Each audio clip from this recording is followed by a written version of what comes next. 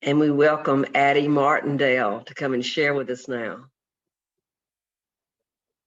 So I wanted to start before I get into this. I'm going to go a little freestyle. Last time I was with you guys, I talked about the people that worked in the garment industry and impacts you can have that way. Your individual consumption and your collective consumption and our impact on the environment. I spend a lot of my time as a researcher thinking about alternative consumers and how clothes affect our planet. I think a lot of people, I get a lot of the, can you help me pick out my clothes kind of questions, and I'm actually really don't like to shop. I have the things that I love and I wear them over and over. And I generally am having conversations about shopping less and taking care of clothes and what clothes communicate. So that is kind of where I'm going to come from today. I wanted to tell y'all about 2 projects that I've done in the past before we get into this that kind of really led into kind of my research agenda and my focus on sustainability. And one of those is when I first started teaching about 8 years ago. I was teaching an apparel design class, and one of the students asked me if I made the things that I wore. And I said, oh, I don't have time to sew what I wear. And they kind of challenged me. So for 6 months, I committed to, when I was teaching, to only wear things that I made. And that really, and at that time, probably in my closet, I had 10 things that I had made that I liked to wear. And I developed kind of a wardrobe and really had to think about what I liked to wear. And that really got me thinking. And then when I moved to my next university, when I was at South Carolina and I was working on my PhD, I did this project where I wore the same dress for 10 weeks of the semester and then surveyed on them on it. And it turns out I really like knowing what I'm going to wear every single day. It's kind of nice. Change a scarf, change shoes, but their feedback was very interesting. Several of the students thought that I didn't have any money. And they were quite concerned, even though they never said anything the whole semester until I gave them the survey at the end. So that really got me thinking about, there is a problem, like people with thinking you have to have a lot of clothes and you have to change your clothes, and it's really perpetuated within our society to keep consuming clothes and keep buying clothes. All right, so that kind of led into what I'm going to talk about today. So the first thing I want to do is talk about why we need change. And I'm not going to read all these, but I'm going to put some facts up for you because it's quite staggering the impact that the fashion industry has on the environment and on the planet. And if you buy any clothes, you may not consider yourself part of fashion or being fashionable or into trends, but still, if you buy clothes, you're part of this collective impact on the environment. Most people don't realize that clothing is only second to oil as our biggest polluter. Okay, huge impacts on water, microplastics in the ocean, and the thing about it is most of this pollution is happening to minorities and low income people and third world countries that really don't have the power to resist. They need these industries in order to survive. And it gets down to pesticides, and water use is huge. Also, all the things that go into clothing manufacturing that we don't really think about, like all the dyes, and making polyester is terrible on the environment, but also growing cotton is really, really hard on the environment. Another thing is consumption of clothing is absolutely staggering. So clothing is cheaper now than it ever has been in the history of clothes, right? So, 100 years ago, I teach fashion history and we've been talking about this, and 100 years ago, women made the majority of what they wore. There was so much effort that went into clothes. And when you added up the cost of all the materials that went in, it was quite costly. And now we can go to Walmart right now and buy a $2 t-shirt. Okay. So there's this association in consumption with, well, it doesn't cost much, so I'll just keep buying. Okay. And over time that adds up and creates waste. Okay. And a lot of this goes to the trash. All right. Because people don't spend, you spend $3 on your Starbucks and you throw the cup in the trash, right? So why don't you just put your $3 t-shirt in the trash? All right. But most clothing can be recycled. And because clothing has gotten so cheap, or the majority of it, people will buy and not even wear. Okay. So many things get donated or discarded with the tags on them. Okay. And a big thing is consumption over the last 15 years of clothing has grown 60%. So we're buying 60% more clothes each year as a collective whole. And another big problem is the donation problem. So people are just like, oh, well, I'll wear it a couple times and then I'll donate it. But that has created a whole other issue, okay? Because there's so many more clothes get donated than could possibly be resold, like what you would donate to the Goodwill here, like they can only put so much out, then they bail it up and they send it somewhere else. Okay. And a lot of that gets sent to other countries. And then those countries have a resale clothing trade. And then it's too much clothes for even them to handle. So we're consuming so much clothes and getting rid of it that it can't even be reused, right? And then it just ends up in their landfills, right? Just like we put our trash, trash gets sent over to other countries. We're just sending, and the US is the worst at this by far. So what can we do? Personally, we're going to talk about personally what we can do, and then a little bit collectively what we can do. This is one thing I talk about a lot, and people in my family really don't like me to talk about this. It's cost per wear. So thinking about your purchases in a new way. So how many times are you going to wear it? And then what is that cost? So I have two examples on the screen, both black dresses, one from a sustainable brand that even puts cost per wear information on their website, and then Old Navy. So the one on the left, they're advertising you can wear this at least 50 times and your garment's going to hold up. Okay. On estimate, fast fashion brands like Old Navy generally plan their design, development, and construction to only last 7 to 10 wears. Okay. So when you look at it, investing in something over time is going to cost you less per wear than buying that inexpensive item. I wore my favorite dress. I wear this at every conference I go to.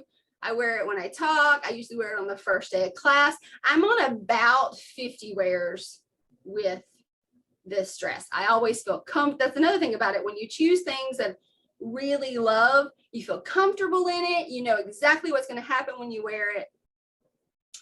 I want you to consider, these are some questions that I talk to people about their consumption, okay? And I talk about this too when I am training buyers who are going to be at the university, students who want to be buyers, to think about when they are buying for companies that they are going to be working for is, how many times are you going to wear this? Okay. We have this when something's on sale or expensive. Oh, I'll wear this for this one event, right? Well, we shouldn't buy anything that we're really only going to wear once. Do you really love it? Like, Marie Kondo it.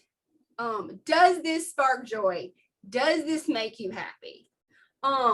Before you buy, can you borrow it from someone else? I know some people don't like to borrow things, but it's a great way for those one-time events that you go to get something to wear. Before you buy it, look at how it's made. And some people don't know whether it's made well or not. But if you have those skills, use them. So is this going to launder well? Is it going to hold together? If it doesn't, leave it, no matter how cheap it is.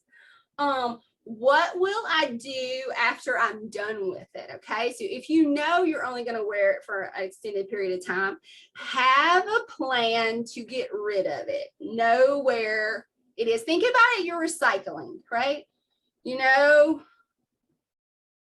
If you have aluminum cans, after you use it, it's going to go in the recycle bin and then it gets recycled, right? There's a lot of debate with our plastic and things like that now. Recycling, so I'm not going to talk about plastic, but we know our aluminum cans get recycled. We have an exit plan for that. Another thing is, can you rent it?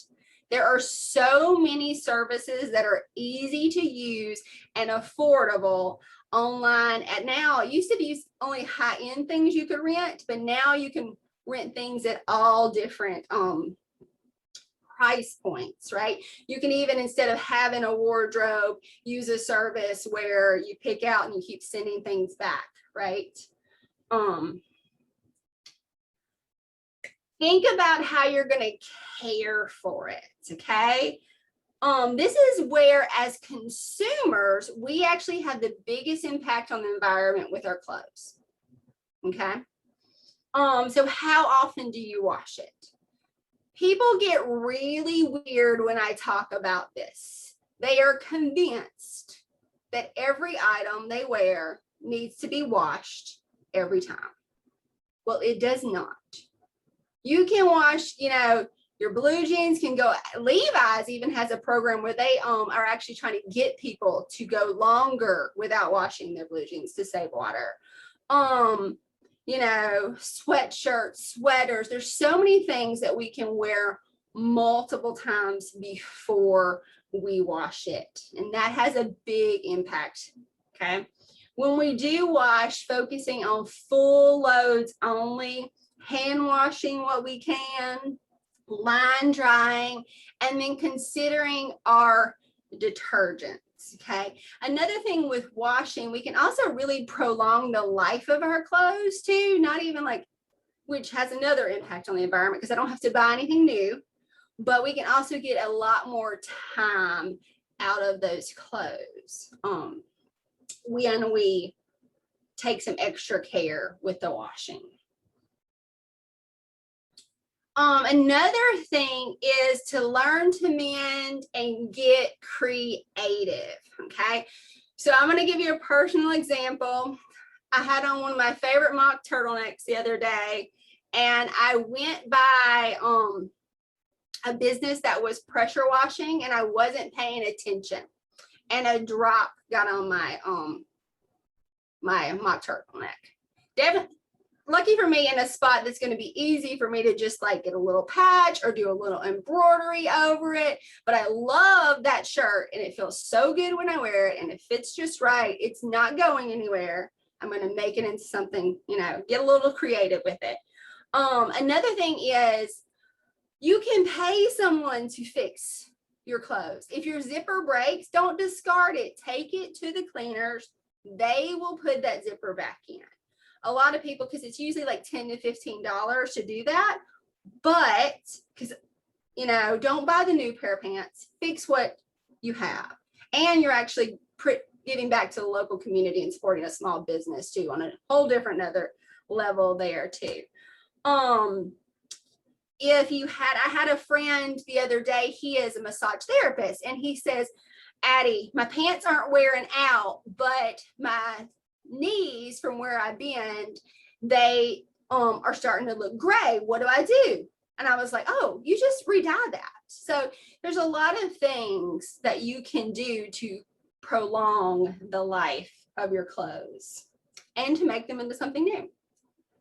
Another thing you can do is think about your own style. You know, who are you like to wear? You don't have to like bend to fads and trends, right? Find what is comfortable, shop your own closet. You can consider a limited or smaller wardrobe too. There's a lot of things on the internet about that where people are choosing like 30 items per season and then interchanging them. Evaluate the items in your closet that make you feel good. That's a big thing, is people buy things and they think they want them, but then they realize they don't quite fit right. You know, they weren't,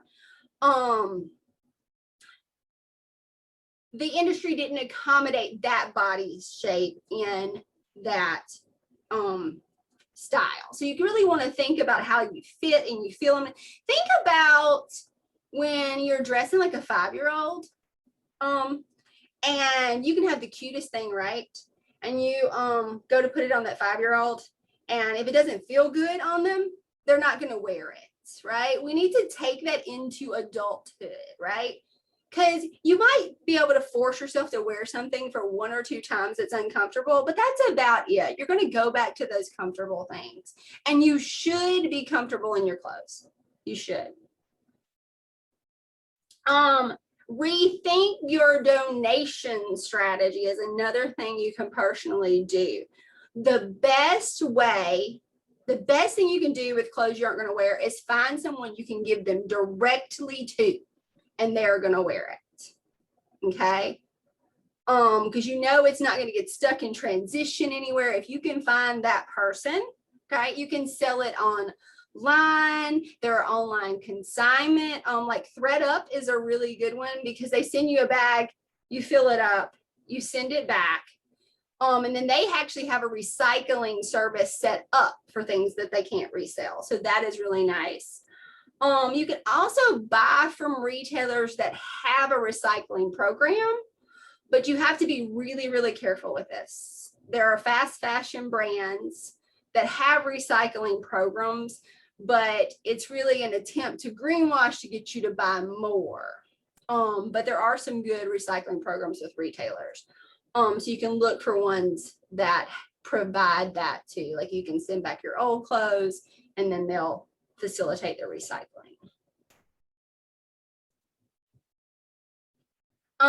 And let's talk about what we can do collectively. And some of these are kind of post-pandemic ideas, right? We're getting to that point where maybe we can all start getting together again. And won't that be nice? But one thing that is really effective is to host clothing swaps. And this will be a good thing at the UU, okay? So you can everybody can bring together some things they're not wearing anymore, and you can swap them out. I've done a few of these at conferences I've been to, and it has been really, really fun. I have this dress I got, and I love to wear it and try to figure out who wore it before. You could also consider textile recycling collection and work to find a way to recycle those. And I think one of the biggest things when we think about consumption at all is we don't necessarily think about support that goes into it. Okay, like we can support each other and to have habits that don't consume, right? Like finding other things to do than going shopping together, right? I'm the first person that's like, no, I don't want to go shopping with you. And I have a 14-year-old daughter who we do have to go shopping, but I have a sense of dread because I have a lot of guilt when it comes to consumption. So activities that don't require consumption and supporting each other in efforts. I love when somebody sees me in this dress and they're like, oh, you're wearing that dress again. Like, we get a lot of compliments over new. I think people think they need a lot of new things, and this is on a grander scale, new things in order for people to notice. It doesn't necessarily have to be that way. So if you're wearing something that you really love and people keep seeing you and it looks really good on you, or you feel really good in it, you're going to look good in it because you're going to exude confidence and noticing and reinforcing those behaviors. So I'm going to leave you with this. And I thought maybe a few people could respond possibly as after today, maybe what's one action point that you could do, that change that you could wear.